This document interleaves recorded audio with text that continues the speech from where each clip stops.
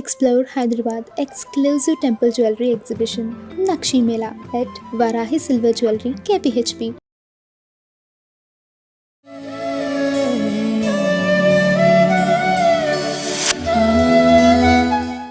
నమస్తే, welcome to Suman TV. Jayasimha ఉవాచ.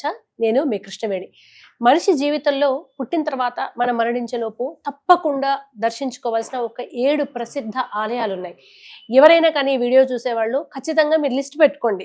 End of the day లేదా ఎండ్ ఆఫ్ ది లైఫ్ నేను ఇవి చూడాలి అనుకొని సంకల్పం చేసుకోండి, రాసుకోండి, ఖచ్చితంగా చూడండి. అవి ఏంటి ఆ 7 ఆలయాలు అనేది జయసింహ గారి మాటల్లో విందాం. నమస్కారం జయసింహ.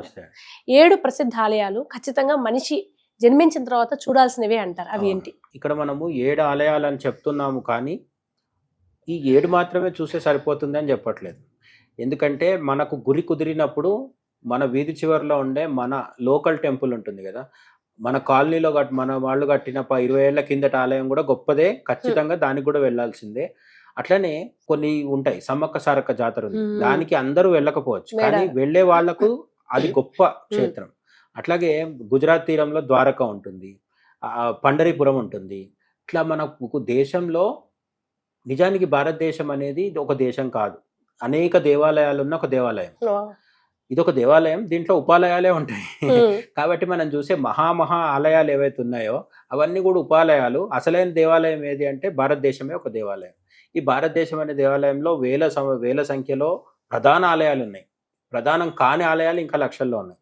ఇవన్నీ కూడా ఏంటి, కొన్ని వేల ఆలయాలు ధర్మ వ్యతిరేకులు కూల్చేసిన తర్వాత కాబట్టి ఇందులో 7 ఎతికి చెప్తున్నామంటే ఇది మన అభిప్రాయం మాత్రమే. అయితే కొంతమంది పండితులు చెప్పిన అభిప్రాయాన్ని సేకరణ చేసి మనం మాట్లాడుకుంటున్నాం తప్ప ఈ 7 సరిపోతాయని కాదు. ఈ 7 ప్రయత్నం చేయడం మంచిది.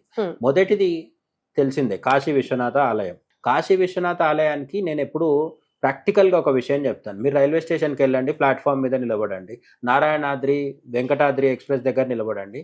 తిరుమలకి ఎందుకు వెళ్తున్నారు అంటే స్వామివారు సంతానం ఇచ్చారు, స్వామివారు ఉద్యోగం ఇచ్చారు, రకరకాల కోరికలు చెప్తుంటారు. తిరుమలకి భక్తితో వెళ్లే వాళ్ళు ఉంటారు, నిష్కామ భక్తులు ఉంటారు. అది కాదు, వాళ్ళ సంఖ్యతో పోలిస్తే కోరికలతో వెళ్లే భక్తులు ఎక్కువ ఉంటారు. మరి మోక్షం జన్మరాహిత్యం కోసం వెళ్లేవాళ్ళు వేళ్ల మీద ఉంటారు. నిజానికి వాళ్ళ కోసమే స్వామివారు కూడా ఎదురు చూస్తున్నారు.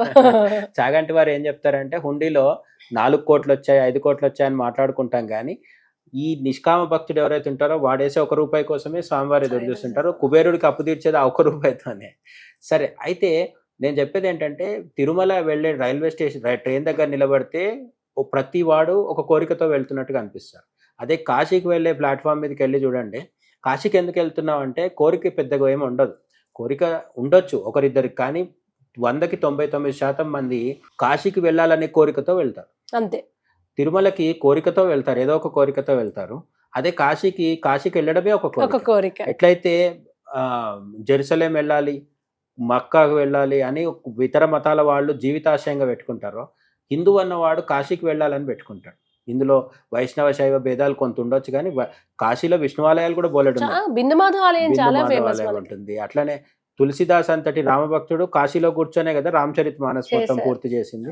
అండ్ అక్కడ చాలా మంది కొన్ని ఘాట్స్ వరకు శివ కాశీ, కొన్ని ఘాట్స్ వరకు విష్ణు కాశీ అని కూడా చెప్తారు. కాశీ అనేది సనాతన ధర్మానికి చెందిన క్షేత్రం. ప్రధానంగా విశ్వనాథ ఆలయం ఉంటుంది తప్ప అక్కడ మన ధర్మానికి సంబంధించిన సర్వ శాఖలు, సర్వ మతాలు, సర్వ విభేదాలు అన్ని అక్కడ ఉంటాయి.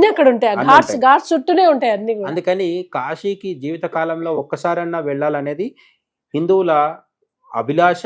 అలాగే అదొక నియమము, బాధ్యత కూడా మనది. అట్లనే బద్రీనాథ్ ఆలయము, కేదార్ ఆలయం, ఇది ఉత్తరాఖండ్లో ఉంటాయి మనకు. ఈ బద్రీ కేదార్ ఎందుకు ప్రత్యేకంగా చెప్పుకుంటామంటే, కేదార్ ఏమో జ్యోతిర్లింగాల్లో ఒకటి, శైవ క్షేత్రము, అత్యంత పురాతనమైంది, అట్లనే అత్యంత కష్టతరమైంది. ఇన్ని ఆధునిక కాలంలో కూడా ఈ కేదార్కి వెళ్ళడం అనేది చాలా కష్టం. అట్లనే బద్రీ ఎందుకు వెళ్తున్నామంటే, బద్రీలో నరనారాయణులు తపస్సు చేశారు, విష్ణుమూర్తి పుణ్యకు సంబంధించిన క్షేత్రము, ఇవన్నీ మామూలు విషయాలు. కానీ బద్రీ దాటి ఇంకొంచెం ముందుకెళ్తే మానా అనే ఒక గ్రామం వస్తుంది. మామూలుగా ఏమంటారంటే అది భారతదేశ చిట్టచివరి గ్రామం అంటారు, కానీ కొంతమంది ఏం చెప్తారంటే అది మొట్టమొదటి గ్రామం అంటే. అక్కడి నుంచి భారతదేశం మొదలవుతుంది. అది దాటితే టిబెట్, అక్కడి నుంచి వస్తుంది. అక్కడే కూర్చొని భారతం రాశాడు వ్యాసుడు అని కూడా చెప్తారు అన్నమాట. సరస్వతి నది ఇప్పటికీ కూడా అంతర్వాహినిగా కాకుండా ప్రత్యక్షంగా కనిపించేది అక్కడొక్క దగ్గర. మన సరస్వతి పుష్కరాలకు అక్కడ వెళ్ళి స్నానం చేసిన వాళ్ళు కూడా ఉన్నారు, పుణ్యస్నానాలు. సో బద్రీనాథ్కి వెళ్తున్నాం ఎందుకు అంటే, మన దేశపు సరిహద్దు దాకా వెళ్ళి అక్కడి నుంచి మనం భారతదేశం మొత్తాన్ని కూడా సందర్శించుకుంటూ వస్తున్నామనే ఒక దీనిమాట. బద్రీ కేదార్ అయిపోయిన తర్వాత మనకు తిరుమల తిరుపతి దేవస్థానం. ఇదైతే తెలుగు వారికి మళ్ళీ చెప్పాల్సిన అవసరం లేదు. మన అదృష్టం కొద్దో లేదో కానీ తిరుమలకి తన జీవిత కాలంలో ఒక్కసారి కూడా వెళ్ళని తెలుగువాడు ఉంటాడని నేనైతే అవును అవును ఇష్టం ఉందో లేకుండా కూడా వెళ్ళిపోతుంటారు. ఈ మధ్య కాలంలో ఒక పార్టీకి చెందిన వీర విధేయుడైన నాస్తికుడు కూడా ఈ మధ్య వెళ్ళొచ్చి తిరుమల గాలిగోపురం ముందర ఫోజులు ఇస్తుంటే నేను చూడాల్సి వచ్చింది. ఆయన జీవితాంతం నాస్తికవాదం హేతువాదంతోనే కార్మికుల కోసం కర్షకుల కోసం బతికేశాడు. ఇప్పుడు మాత్రం తిరుమలకి పోలేండి ఏదో కథలో లాగా లాస్ట్ మూమెంట్ లో అయినా అజామిలుడి కథలో. సో రామనాథ స్వామి ఆలయం ఇది మనకు రామేశ్వరంలో ఉంటుంది. శ్రీరామచంద్రుడు ప్రతిష్ఠించాడని చెప్తారు. సముద్ర తీరంలో ఉంటుంది. ఇది మనం బద్రీ ఎట్లయితే అక్కడ ఆ చివరికి వెళ్ళినామో హిమాలయాల దగ్గరికి, ఇది భారతదేశం చివర. ఇంకా రామేశ్వరం దాటితే శ్రీలంకకి వెళ్ళిపోతాం. అంటే మన దేశం ఇటు చివర అటు చివర 2 క్షేత్రాలు చూసుకున్నాం మనం. రామనాథ స్వామి ఆలయం తర్వాత మీనాక్షి అమ్మవారి ఆలయం కూడా తప్పకుండా చూడాల్సిన ఆలయం. కంచి శక్తిపీఠాల్లో ఒకటి, సప్తమోక్షపురుల్లో ఒకటి. మధుర మీనాక్షి శక్తిపీఠాల్లో లిస్టులో మనకు కనిపించకపోవచ్చు, కానీ మధుర మీనాక్షి స్వయంగా సుందరేశ్వరుడు అమ్మవారి పెళ్లి జరిగిన ప్రాంతం కాబట్టి అక్కడికి ఖచ్చితంగా జీవితంలో ఒక్కసారైనా వెళ్తే శివశక్తుల అభేద స్వరూపాన్ని మనం అనుభూతి చెందవచ్చు. అందుకని మధుర మీనాక్షి దగ్గరికి కంపల్సరీ వెళ్లాల్సి ఉంటుంది. ఇక తూర్పు తీరంలో జగన్నాథ స్వామి ఆలయం. పూరి జగన్నాథ్లో ఉన్నన్ని విశేషాలు అసలు మామూలుగా ఏ క్షేత్రం గురించి అయినా విశేషాలు రాస్తే ఒక గ్రంథం అవుతుంది. పూరి జగన్నాథ్ విశేషాలు రాస్తే ఒక గ్రంథాలయం కూడా అవుతుంది. అన్ని విశేషాలు ఉంటాయి. పైన గాలి గోపురం మీద ఎగిరే జెండా నుంచి మొదలు పెడితే రథయాత్ర వరకు పూరి జగన్నాథ్ గురించి ఎంత చెప్పుకున్నా తక్కువే. పూరి జగన్నాథ్కి ఖచ్చితంగా వెళ్లాల్సి ఉంటుంది. ఎందుకంటే శ్రీకృష్ణుడి ప్రాణశక్తి ఇప్పటికీ సజీవంగా అక్కడ ఉందని చెప్తారు అనమాట. ఇది కాకుండా సిక్కులకు ప్రధానమైన ఆలయం కూడా గోల్డెన్ టెంపుల్ అంటారు కదా, అమృత్సర్లో. దీనికి కూడా మన జీవితకాలంలో ఒకసారి వెళ్ళాలి. మనము సిక్కు సాంప్రదాయాన్ని పాటించినప్పటికీ సిక్కు మతం అనేది భారతదేశ సనాతన హిందూ ధర్మంలో అంతర్భాగం. వాళ్ళు మన రాముణ్ణి, కృష్ణుణ్ణి, హరిని వీళ్ళనే పూజిస్తారు. కాబట్టి ఈ గోల్డెన్ టెంపుల్కి చాలామంది ఉత్తరాది వాళ్ళు రెగ్యులర్గా వెళ్తుంటారు. మనం దక్షిణాది వాళ్లకు కొంతమందికి ఐడియా ఉంటుంది, కానీ భారతదేశంలో పుట్టిన ప్రతి భారతీయుడు తప్పక చూడాల్సిన ఒక గొప్ప వ్యవస్థ. అక్కడ జరిగే అన్నదానం అద్భుతంగా ఉంటుంది.